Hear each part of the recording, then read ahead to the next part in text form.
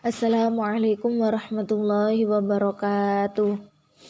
Alhamdulillahirabbil alamin wa bihi nasta'inu ala umuri dunya waddin wa ala alihi wa sahbihi ajmain amma ba'du.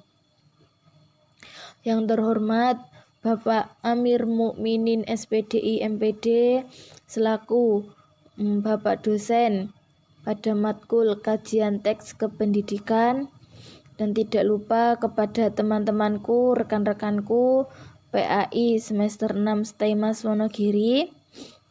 Langsung saja nggih.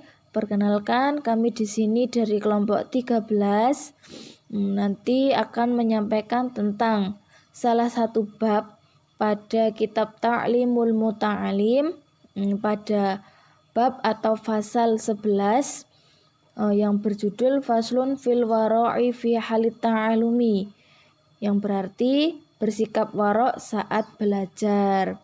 Nah, ini kitab ini yaitu salah satu karya dari Syekh Az-Zarnuji. Langsung saja, yang pertama yaitu warok saat belajar. Ra'a ba'duhum hadisan fi hadzal babi Rasulullah sallallahu alaihi wasallam annahu qala man lam yatawarra' fi ta'allumuhi ibtalahu Allah ta'ala bi ahadi salasati asya imma ayumitahu fi syababihi aw yuqi'ahu fi rasatiqi aw yabtaliyahu bi khidmati sultani famahma kana talibul ilmi aw ra'akana ilmuhu anfa'a wa ta'allumuhu lahu aisara wa fawaiduhu aksaru. Yang artinya atau penjelasannya dari lafaz tersebut yaitu, dalam masalah warok sebagian ulama meriwayatkan hadis dari Rasulullah sallallahu alaihi wasallam. Barang siapa tidak berbuat warok waktu belajarnya, maka Allah memberinya ujian dengan salah satu 3 perkara. Nah, salah satu asya. Yang pertama, dimatikan masih berusia muda, ditempatkan pada perkampungan orang-orang yang awam atau yang bodoh, atau dijadikan pengabdi sang pejabat. Jikalau mau membuat warok, maka ilmunya lebih bermanfaat, belajar pun mudah dengan banyak-banyak berfaedah. Jadi sudah sangat jelas nggih dalam kitab Ta'limul Muta'alim ini. Nah, barang siapa yang berbuat warok ketika pada belajarnya, maka Allah akan memberikan ujian. Nah, ujiannya itu tadi ada ketiga tersebut. Nah, langsung saja pada nopong lafaz ini tadi, maaf saya ikut ke fotokan karena ini sangat bergandengan nggih. Lah jadi ini nanti langsung masuk ke poin kedua yang menghadap kiblat saat sedang belajar. Nah, lafadznya yuksirul kalam yasriku umuruk wa yudayyi'u awqatik wa minal wara'i ayyajtani min ahlil fasad wal ma'asi wa ta'tili fa innal mujawarah mu'assiratul la mahalah wa yajlisa mustaqbilal qiblah wa yakuna mustanna bi sunnatin nabi sallallahu alaihi wasallam wa yahtanima da'wata ahlil khair wa taharruza an da'watil madlumina. Nah, yang berarti ini masih masuk ke warok tadi. Termasuk warok lagi hendaknya menyingkiri kaum perusak, kaum maksiat, dan kaum penganggur. Sebab perkumpulan itu membawa pengaruh. Pengaruhnya itu sangat besar nggih.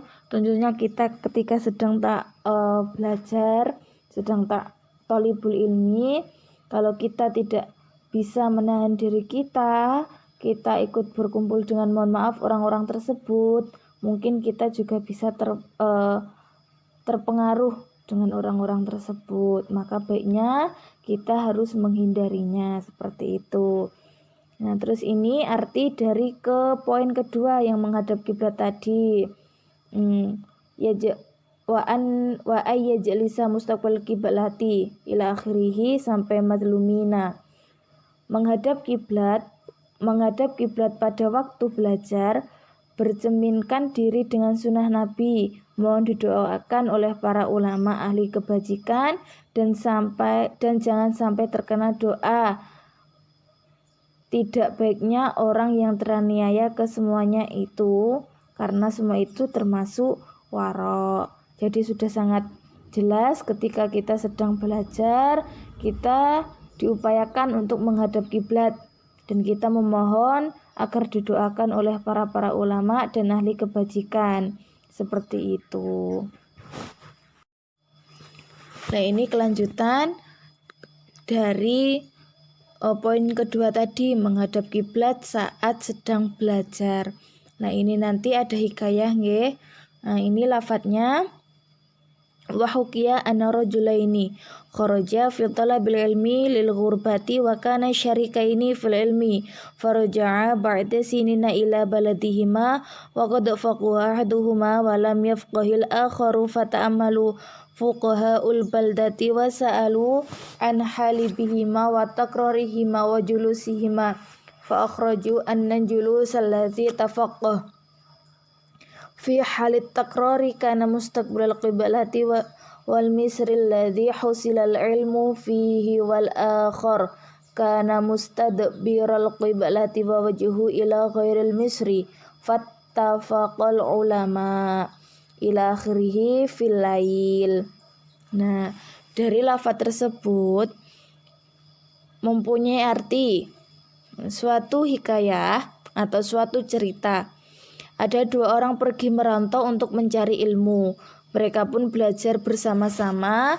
Setelah berjalan bertahun-tahun, akhirnya kedua orang itu pulang. Nah, ternyata ada dua perbedaan dari kedua orang tersebut. Yang satunya alim dan sedang satunya tidak. Kemudian pernyataan itu menarik perhatian para ulama ahlul fiqh di daerah tersebut. Lalu mereka bertanya kepada kedua orang tadi. Pertanyaannya itu mengenai perbuatannya waktu sedang mengulang sendiri pelajarannya atau menikror, dan duduknya di waktu belajar itu seperti apa. Nah, atas hasil pertanyaan itu mereka mengetahui bahwa orang alim tadi setiap mengulang pelajarnya selalu menghadap kiblat dan di mana ia mendapatkan ilmu, di kota mana ia mendapatkan ilmu. Tapi yang tidak alim tadi justru selalu membelakanginya. Dengan demikian, ahli fikih dan para ulama sepakat bahwa orang yang menjadi alim tadi adalah atas berkahnya menghadap kiblat. Sebab itu dihukumi sunnah.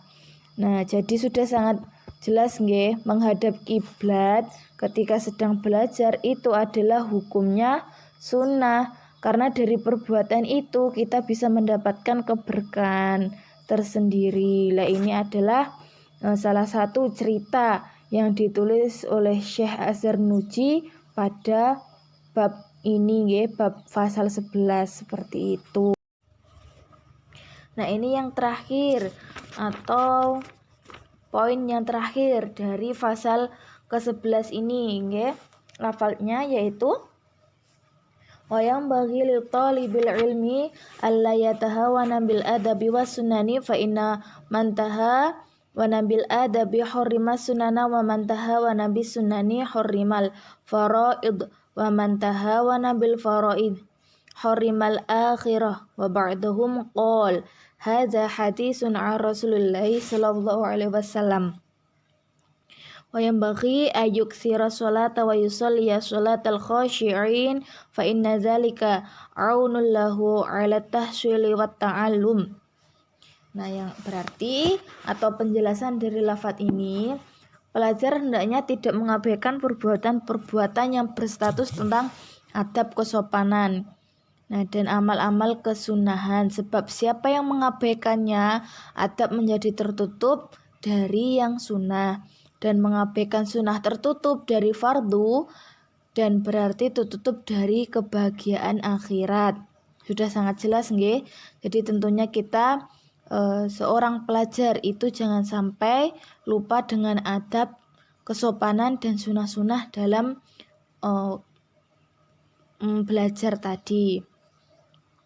Nah, sebagian ulama berkata seperti hadis dari Rasulullah SAW, hendaknya pula banyak-banyak melakukan sholat dengan khusyuk, sebab dengan begitu akan lebih memudahkan mencapai kesuksesan belajar. Nah, jadi ketika kita sedang melaksanakan sholat, itu harus dikerjakan dengan sekhusyuk mungkin, seperti itu. Oke. Nah, dan ini yang terakhir, ada syair gubahan dari Syekh Al-Jalil Najmuddin Umar bin Muhammad An-Nasafi yang berbunyi, kun lil awamiri wa nawahi hafizan wa ala sholati mawadhiban wa muhafizan wadlubu uluma syar'i wa jihad wasta'in bit tayyibati tasri faqihan hafizan was'ala ilahaka hifdzika raghiban fi fadlihi fawlahu khairun hafizan.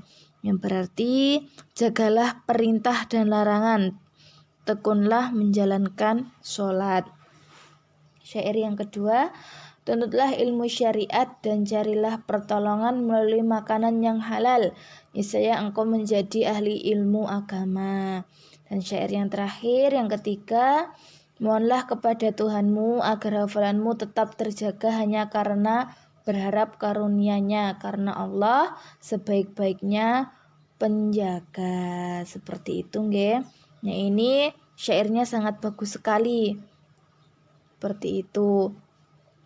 Nah, mungkin itu yang bisa kami sampaikan. Tentunya banyak kekurangan, banyak kekeliruan, baik yang kami sengaja maupun tidak kami sengaja. Mohon dimaafkan sebesar-besar mungkin nggih. Seperti itu. Kurang lebihnya mohon maaf. Bila taufik wal hidayah wa ridha wal inayah. Wassalamualaikum warahmatullahi wabarakatuh.